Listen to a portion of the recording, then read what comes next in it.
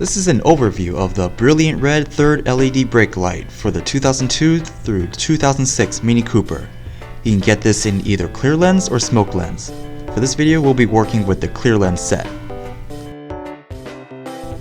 Each package will include the LED third brake light, a wire to power the light assembly, and an extension wire if needed.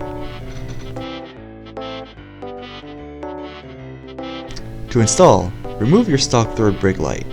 Then connect the base adapter wire to the LED third brake light. Plug the wire to your stock socket and clip the LED light back in. If you need to extend the wires, the extension wire must be connected to the LED third brake light first. Connect the base adapter wire to the extension wire. Plug in the now extended wire to your stock socket.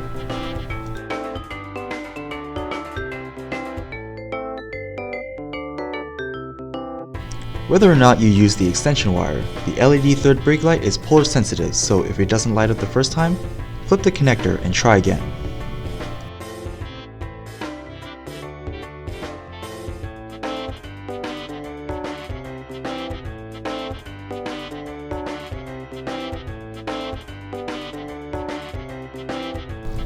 If you like this video, like, share, and comment, and follow our social media channels for more updates. Thanks for watching.